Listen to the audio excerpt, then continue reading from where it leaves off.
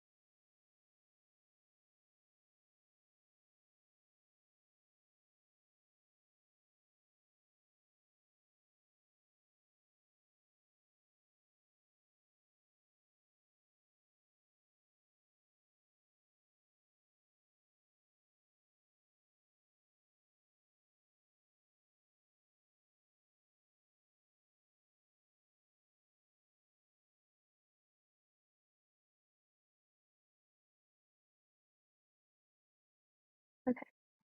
Um, yeah, so I'll just start going over this now. We have three sets, A, B, and C, and they have this definition for us. So each of the intersections between each pair of sets has size 1, and then the number of elements that are in all three of them is like none. So they give an example, and then they're asking how many of these ordered triples are there where each set is part of 1 through 7. So the first kind of observation that I was like going over in the first few problems is like the order in which you choose things. So basically what that means here is like the restraint that you're given is on the intersections between these sets. So what we're going to do is choose the elements that are like these intersections first. And then after that, if we choose the other elements, those have no restrictions. So that makes our lives much easier. So first of all, none of the elements are in all three, so that we don't have to worry about that. And then we also know that, let's say X, Y, and Z are the elements that are A intersect B, B intersect C, and C intersect A. We also know that X, Y, and Z are all different because if like one of them were to be the same as the other, then there would be something in A intersect B intersect C, which we already know is 0. So that's bad. Yeah. So that means that X and Y are both in A. Y and Z are both in B. Or sorry. That is not true.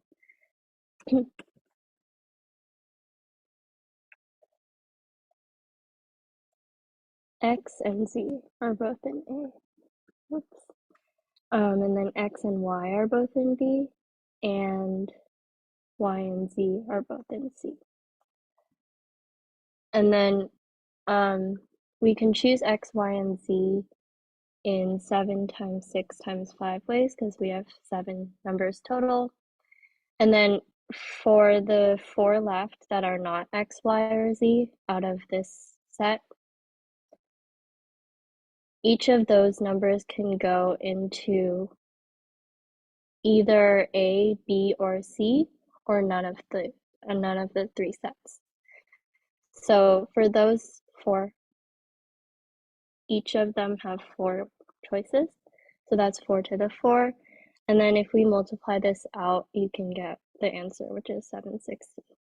But yeah, basically the point of this problem is like a really simple demonstration of like choosing X, Y, and Z first makes everything else that follows easier. Okay. Yeah, as always, if you have any questions, just feel free to ask as we're going through them. Okay. This next problem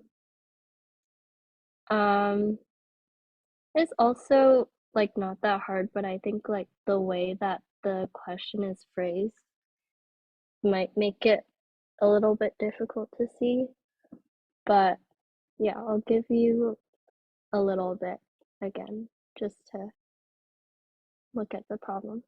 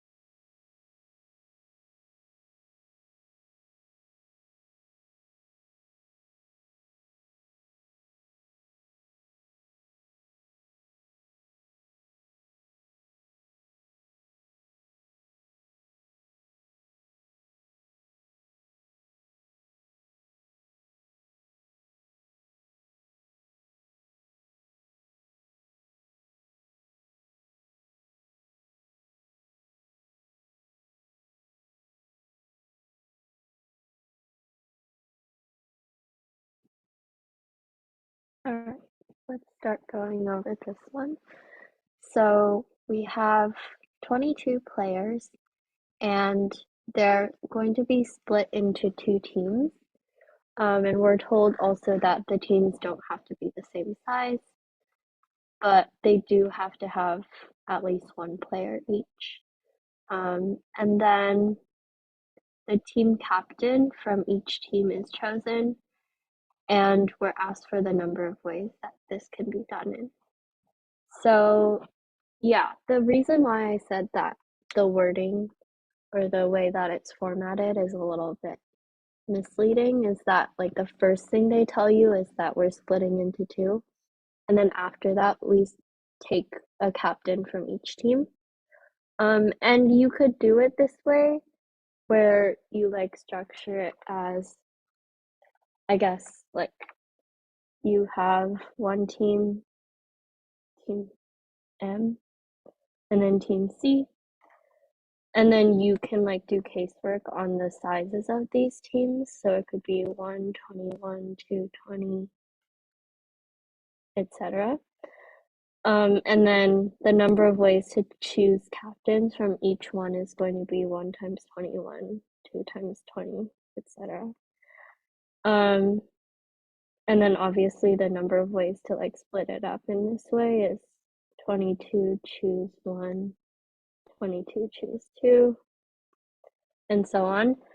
But this, I'm not sure if there's a very nice formula to calculate this sum, but if there isn't, then you would just have to like go through and add them all up, which is not very fun.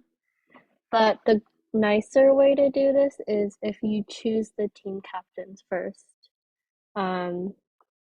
There's just going to be 22 times 21 ways to choose the captains, and it's ordered because we have two distinguishable teams. They have different team names. Once you choose the captains, then you can start choosing the rest of the players that go in each of the teams. So we have 20 players left after we take 2 of them to be captains. And for each of these players, they can be in team moppers or team cleaners. So there's 2 choices for each of them. And we also don't have to deal with any other restrictions on like the positive number of players because we already have a captain. So that's at least 1 player for each team.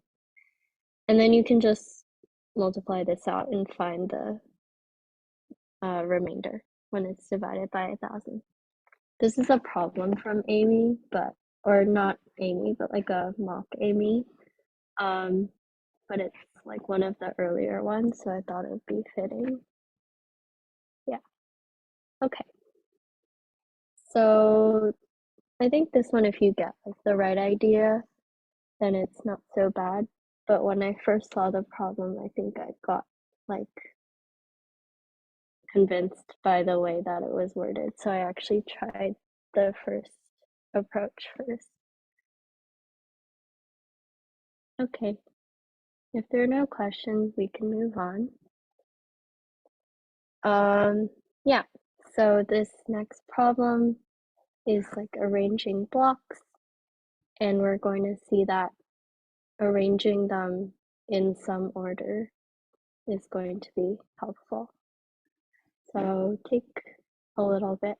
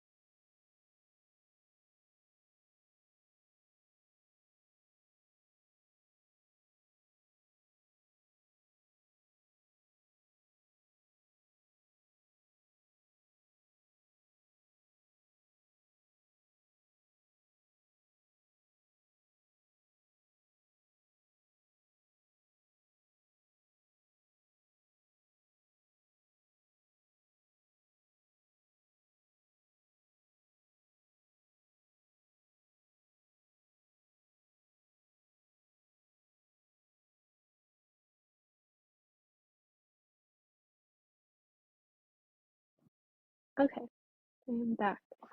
So yeah, we have 12 blocks and 6 colors, and each color has 2 blocks of that color. And we're going to arrange them so that the blocks of the same color have an even number of blocks between them. So what this means is if we like number the slots that we can put them in from 1 to 12, the two spaces that each color occupies, so let's say like blue here, for example, the indices of those two spaces have different parities. So blue wasn't the best example, but like for red, we have 1 and 8. 1 is odd and 8 is even, obviously. So like if we have two blocks of the same color and there's an even number in between them, that means that like x, and then this is like 2k or something. This slot is going to be x plus 2k plus 1. So they're different parities.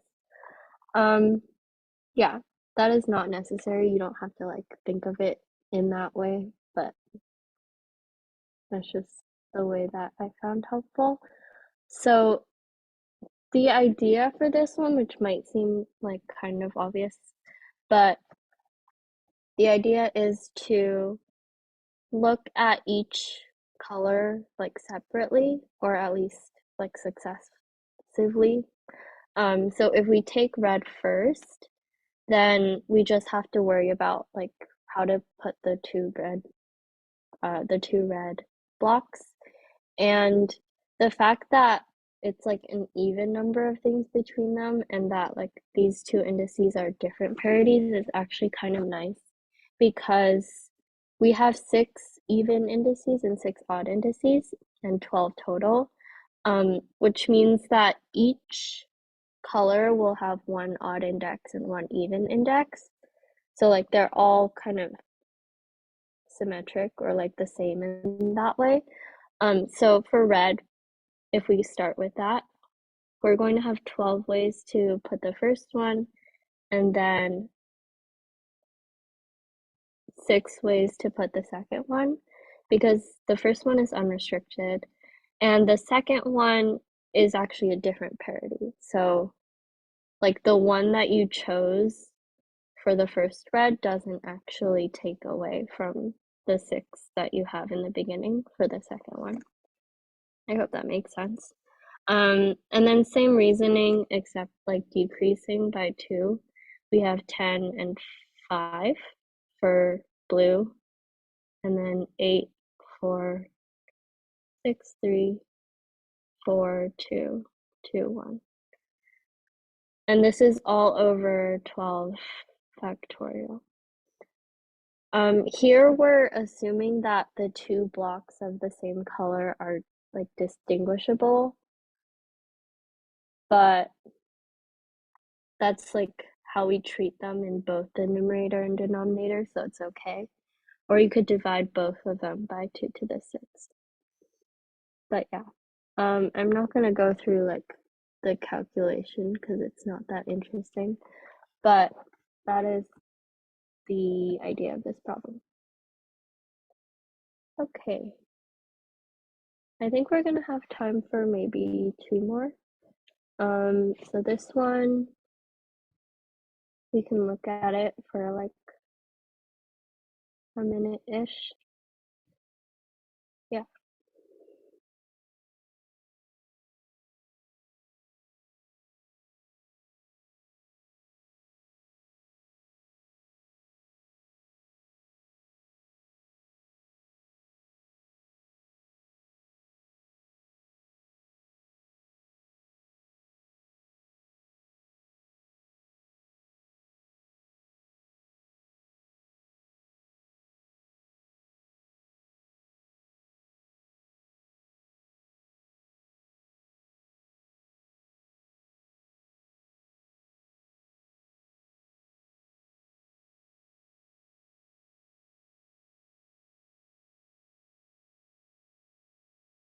Okay.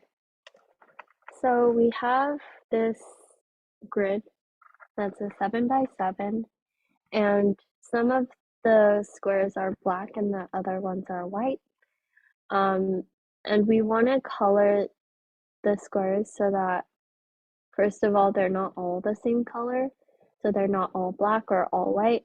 And also, when you rotate the whole thing by 90 degrees or like 90 degrees multiple times. Or when you reflect it across, wait, let me just draw this.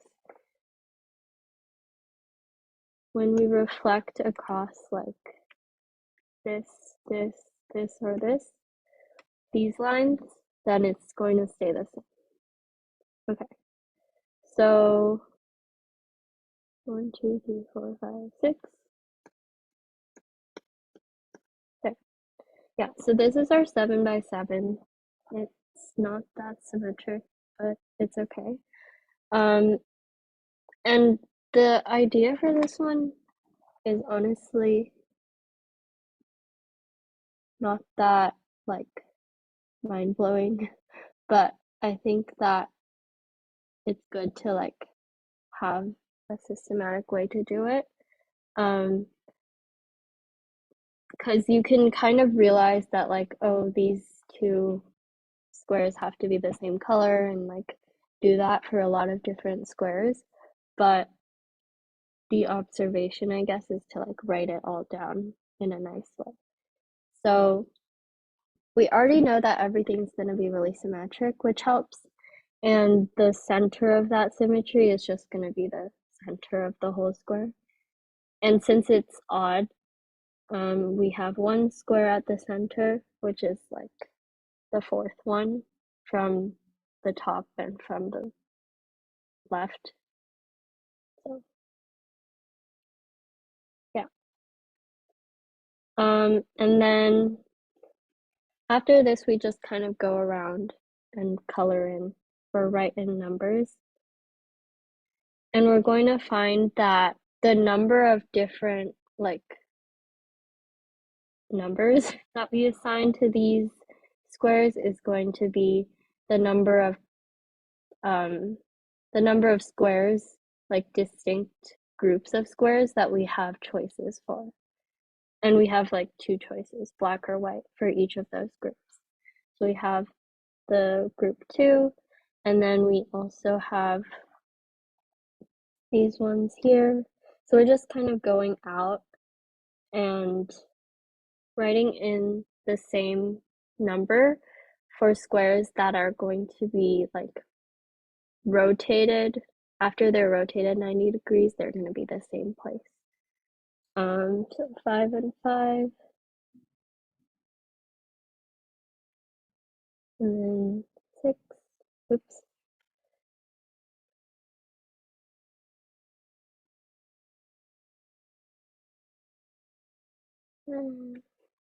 My bad. Okay.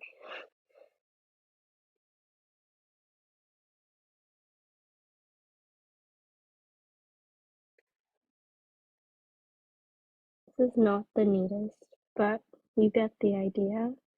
And eventually we're going to get exactly 10 groups.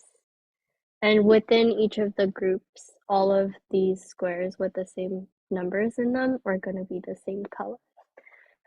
So we get just 2 to the 10th choices total. But the only thing we have to remember is that we can't have everything all black or all white. So that's 2 possibilities that are bad, and that's 1022. Actually, the answer choices for this one, there's no like trick answers, I guess. So there's no 1024. So if you get that, you kind of realize that you forgot to subtract the cases, which is nice of them. But yeah, okay. We're gonna go over the last one kind of quickly. I'll still give you like half a minute to just look at it.